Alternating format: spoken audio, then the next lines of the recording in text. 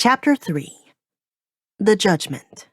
Chains held Sade and Vondales in place on a bench, not so tight that they could not row, but without enough slack to stand. The slave galley became their world. The Judgment, as the ship was called, had 2 sets of 16 oars on each side. The aft held more slaves fastened to the ship by manacles and waistbands. Female slaves were raped, so were the youngest boys, the crew taking turns in the cabin, the cries of their victims filling the silence between drum beats from the drummers in the bow. Not that Sade ever saw the crew. He only heard them above. Below decks, he and Vondales lived in darkness. If the ship was their world, their god was Ravage, the overseer.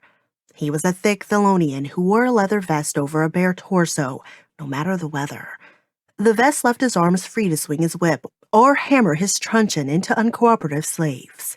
His shoulders were hairier than his head, which was smooth, except for the places where blood vessels stood out on his temples when he exerted himself. His face looked flattened, as if an unloving god had tried to mash his features with the press of a giant thumb. His eyes constantly darted from one slave to the next. Sade soon learned that this was a good thing. It was when his gaze landed on you, focused on you, that a beating was sure to come. Even some days when they were rowing apace and a breeze could be felt in the hold from their swift movement over the waves, Ravage would still pick a victim to whip, sometimes to bludgeon, as if it were necessary to inflict pain on at least one rower a day to keep the others motivated or scared. They were fed twice a day, watered 6 times. Only occasionally in turns would they be allowed to relieve themselves in a bucket. When it was full, the last one to fill it had to carry it, sloshing topside, and dump it. When one rower, a merchantman of some breeding and class, who had fallen into debt and been sold into slavery, refused to row, Ravage nearly drowned him by stuffing his head into the same bucket of excrement. The merchant was cooperative after that. Weeks went by. Sade dwelled on his hatred and bitterness. He entertained great fantasies of breaking free and unleashing his power upon the crew. But besides a few weather-working spells, he truly had nothing that could help them against leather whips and iron manacles. One day, he had decided he would disclose his abilities, calling Ravage over to explain to him that he could help the crew and work the weather. But when he tried to work a spell, his mind was a confused blur and his strength gone. He knew magic was difficult to work when he was tired, but he had not anticipated that, worn down as he was from rowing, he would have nearly nothing left within him for conjuring. He did little more than call a few stray raindrops down upon the deck. They went undetected by Ravage and the crew. For Sade, all his efforts earned him was a beating. With the mindless monotony of the rowing occupying his body, Sade's mind wandered, reflecting on their lives so far. Considering their best and worst times, Sade could only conclude that when they had been soft, loving their mother, trusting Nicholas, even Jared, they had left themselves vulnerable to pain, loss, betrayal. Playing by their own rules had indeed made them strong, powerful even. That power had only ebbed when they had given themselves over to sentiment. If they ever escaped this hell, Sade knew his life would be committed to one thing and one thing only: the acquisition of power for himself. That was the way one survived. Sade soon learned that there were 2 types of rowers: strong men with broad backs, rounded shoulders, and muscular arms. These men were highly valued and given extra portions of gruel and grog to keep their strength up. Those near the front would sometimes even be unchained to have their way with one of the girls or boys as a reward and motivation. The crew viewed his brother, with his fighter's physique and unfailing stamina, as one of these rowers. The other type of rower was any man who was thin, weak, or showed signs of fatigue. These rowers were placeholders, temporary parts, so to speak, who would fetch little as laborers and held a place on the bench until they expired from exhaustion, at which point they were simply thrown overboard, and another slave from the aft hold replaced them. Sade was one of these disposable rowers. His one grace was that he was chained next to his brother. Vondales carried the load for both of them, and even shared his food with Sade when Ravage was not looking. It helped to keep Sade going, but he had doubts about his long-term prospects. When he contracted a fever and the runs, he knew his fate was sealed. Ravage took one whiff of the air about him and turned to the slave dispensing the morning gruel. Don't bother. This one is a goner. But Vondales shared his gruel and pulled for both of them that day. Just rest your arms on the oar, he said. I'll pull. You just wait until your strength returns. Vondales actually flourished with the challenge. His body was built for work. His arms had thickened, and his waist had grown slender. If not for the fact they were enslaved, Sade imagined his brother could have thrived as a rower. It certainly was better than being a fighter in some ways. And Vondales was thrilled every time they came to a new port and a new city with all the different kinds of brigs, galleys, and other craft anchored in the harbor. He would press himself against the oarlock as close as he could to see what wonders awaited them on the other side. At least when I'm gone, he'll have work that makes him happy. Despite the long reprieves, Sade was growing weaker. The monotony of the work was torture. The constant motion, the aching and burning of his entire body each morning, his legs from stiffness, his back and arms from work, his palms from friction, created endless suffering. Vondales encouraged him to flex and relax his leg muscles in lieu of standing, but Sade did not know how to explain that he simply didn't have the energy to make the effort. The rhythm of rowing remained in his body, even when they slept on the benches. Sleeping, he dreamed of rowing. His fever only worsened, and his brother was beginning to show signs of fatigue at the end of each day. Sade had even forgotten his hatred of Jared. For the first weeks, it had burned brightly, helping him to see past the pain of blisters and cramps and aching joints. Such a betrayal, he had thought, would burn for an eternity. But not now. Now, he was apathetic. Even his own life he cared little for. So, one afternoon, when Ravage unchained him and motioned for two other slaves to carry Sade topside to be tossed overboard, Sade did not resist. No, Vondales protested. He released his oar to grab hold of Sade, striking out at the other slaves. Though chained to his bench, Vondales was still dangerous. Sade tried to soothe him, for all the leagues of rowing, the weeks of beatings, the hatred and bitterness he had carried had worn him down.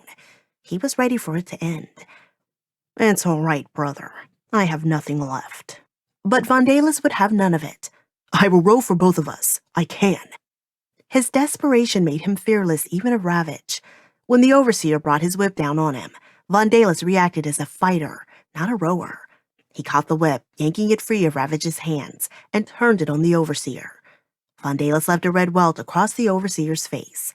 He lunged for a second attack, but was caught by his chains, at which point Ravage had recovered and called to his crewmates from the deck above. They descended the steps, their hands balled into fists. After so long in the hold, the sunlight above deck blinded Sade. The crew carried him and then threw him across the boards at the feet of the captain. Sade did not catch himself. He had no strength left for that. He simply fell, landing on his face and tasting blood in his mouth. Just make this quick. The slavers used a language that he was not familiar with, so the details of their discussion were lost on him. A pretty girl, or she would have been pretty without the bruises on her face, stood by, clutching a mop and a bucket. At a look from the captain, she moved to close a manacle around Sade's wrist. It was unnecessary. There was no fight left in him.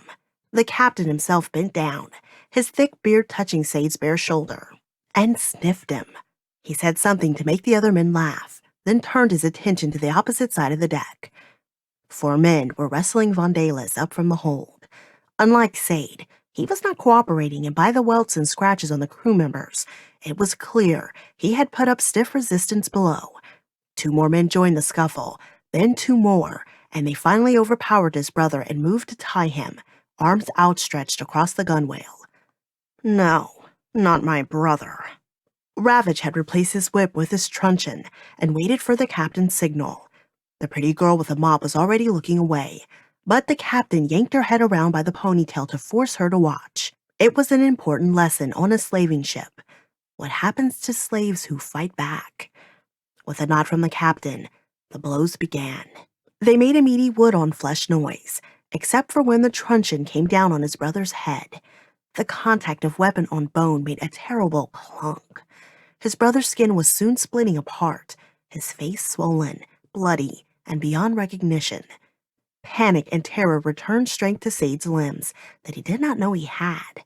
He pulled at his chains and protested. No, no, punish me. But the captain only put his boot down on the chain, and Sade's arms crashed back on the deck. Vondalis' blood splattered the boards. Ravage was breathing heavily, his expression one of concentration, as if hammering in a row of nails. When he grew tired, he handed the truncheon over to another crew member, a younger man whose eye was swelling from one of Vondalis' punches. He brought the weapon down on the crown of his brother's head. The boat was silent but for the lapping waves and the popping of blows. A few men laughed or exclaimed when a particularly well-struck blow would send a glob of blood flying outwards. A string of red struck one man in the face. Another man complained when blood splattered his shirt. Vondalis was motionless. His breathing was ragged. Tears made tracks down through the blood on his face. The second crewman grew tired and handed the truncheon back to Ravage. They were making an example of Vondalis for all the other slaves. Slaves were nothing but chattel, not even deserving of the mercy given to slaughtered animals.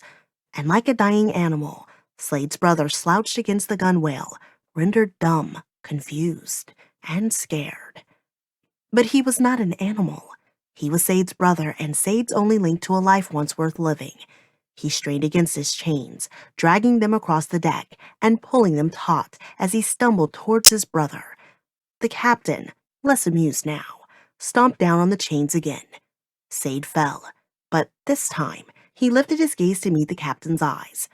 Hate poured through him, so that all he felt was rage, a rage born of blood, of family, and fear, not of death, but rather of being alone. The flames in his hand surprised him.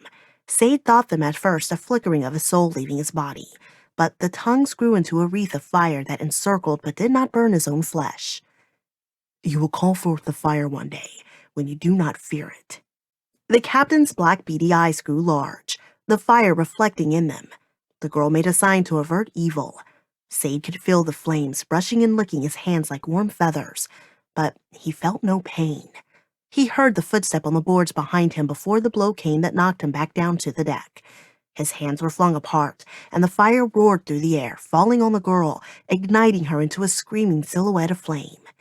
Sade willed the fire to spare her, but the flames had their own life, their own mind, their own anger, born of his own. Ravage reached down from behind him to choke him, seizing his neck and crushing his windpipe. Not a bit of air could escape that grip. Sade's lips moved, trying to recall the words he had learned a lifetime before. His last thought before the red darkness overtook him was, "Fire, fire, like the sun." Sade woke to the smell of smoke, wood smoke and cooking meat. He pictured a summer festival back on Ilkane, when pigs were slaughtered and slow-roasted over fires for hours before drenching them in a sweet, spicy sauce made from the sap of the red maple trees. But then he heard the lapping of water slooshing down along the hull of the ship, and he remembered where he was. I am no longer home. He pitied himself that he had to wake up, anticipating the horror he had to still endure before the end. But when he opened his eyes, he was on a different ship. The worn boards of the Judgment he had come to know were gone, replaced by uniform black charred planks, their surfaces scaled from the heat of a quick-moving fire. Beside him was a smoking corpse. It was faceless and would have been indistinguishable, but for the glowing metal truncheon in its shriveled hand. Ravage. This is not a different ship. Or what was left of it. Not a sail remained. The masts were shortened and weathered like trees after a forest fire. Some rigging still hung freely as flames consumed what was left, tracing circles of smoke in the air. The crew was dead, burned, every one of them. The cargo, too. Between the gaps of the weathered deckboards, Sade could see into the hull below where the blackened remains of their fellow slaves curled around what was left of the oars. Vondales! Sade's voice croaked as he remembered his brother and worried for his fate. He pulled away from the charred boards and turned to where he had last seen his brother. Tears came to his eyes, tears of relief, for there completely out of place amid the destruction, the smoking ruins, the roasting bodies, was Vondales. He was as he had been, beaten and bloodied, but unharmed by the spell of fire. Here was Sade's proof that he was indeed more than a common weather worker. Sade had the potential of great magic in him, to be a sorcerer as Gerald had foreseen. Finally. But the demon that had awoken in him had proved beyond his control as a novice. His own will and his love for his brother had imposed the only restraint on the spell, sparing the two of them from the inferno, but nothing and no one else. Sade tended to his brother's wounds as best as he could, using strips of his own tattered trousers as bandages. The judgment smelled of a funeral pyre now, and there was nowhere to go to escape the odor of death. Or the sun. The sun hammered them with its light and heat. The blackened boards grew blistering hot, and with the sails incinerated, there was no place to seek shade. Fire, fire like the sun. It was soon clear to Sade that their fate was still sealed. The ship was dead in the water, irrevocably crippled, the cabins reduced to cinders, the crew into ash. He saw the young slave girl catching a light in his mind's eye and tried to push the image away, for in her face he saw the girl he had run down on Illicane again. The slave girl was a smaller corpse, smoking just to the left of the captain. Death still waited for Sade and Vondales. No food, no water. The power he had channeled had saved them from a quick death, sparing them for a slow one. The sun set in a bank of scarlet and violet clouds. The judgment still smoldered and crackled in places. Sade rested with Vondales stretched across his lap, welcoming the darkness of night and the coolness that came with it. Sade could not sleep. It was as if the presence of such power and the imminence of their deaths had chased fatigue away. Instead, Sade watched the stars slowly turn overhead. He missed their mother, and for the first time in years since they had lost her, he wept. Not as much for her memory, but for his own sense of shame that he had failed her and failed his brother. Vondales mumbled in his sleep. Sade checked the bandages on his head. The bleeding had stopped. How he wished his brother might not wake, so as to be spared a long, terrible death by sun and thirst and starvation. It occurred to Sade that they might eat the charred remains of the crew, but something in him revolted at the notion. No, the destructive blackness that had overtaken the ship would remain outside of him, outside his body. He would hold on to life, whatever he had left, as long as he could. The stars dimmed and the sky lightened. The sun returned, an orange face lighting up from the horizon. Vondales woke, but was still in pain. Sade leaned up against the gunwale beside his brother and held his head in his hands. As the day passed, they both grew stiff. They could have moved, but there was no point. The waterline had crept up the side of the ship, the lower decks flooding. Black water moved amongst the bodies of the slaves below, peeling away burnt flesh. The deck collapsed in places, letting sunlight below for the first time since the judgment had been built. Things end as they began, Sade thought, but he was unsure if it was true wisdom or just the madness of thirst settling in. His mouth felt full of glue, and his lips were already thin and peeling. His stomach was beyond the hunger pains, but the desire for water would not cease. It was only time before they would drink the water of the sea, the water of death, on a boat of death. The sun was a ravage now, a harsh overseer providing worse torment than even the Thelonian could have meted out. Sade's skin was red and covered in boils by noon. Vondales fared no better, but the bandages on his head at least kept his scalp from burning. They both stretched out, too weak to even sit, and watched the play of narrow shadows on the deck as the sun moved from one side of the sky to the other. Around mid-afternoon, the mainmast collapsed. Its fall must have weakened the entire ship, for the foremast came down shortly after. Neither Sade nor Vondales moved. The wreckage could have fallen on them, and they would have welcomed it. They touched hands, knuckle to knuckle, because to grip one another's hand would have been too hard. The sun set, and Precious Shadow crept out from the gunwale. Sade knew these were their final hours. He welcomed the darkness and the cold of night, one last respite before he would wither. There was no life left in him any longer. After rowing, sickness, torture, and thirst, he was spent. If only he had power to steer the ship, to replace its sails, to reseal its hull. But those were enchantments far beyond him, and perhaps the greatest of sorcerers. Even a simple spell to bring the breeze would tax him too much now. It would kill him for sure. He contemplated it. Perhaps he could call the wind, not to steer the ship, but to cool his brother during the heat of the day. At least then, Vondales would be comfortable. But then he would be alone. Sade could not do that to him, not by choice. At night, he dreamed of waking. He saw the stars dance before him, spreading into clouds of light that descended on the husk of the ship like a fog.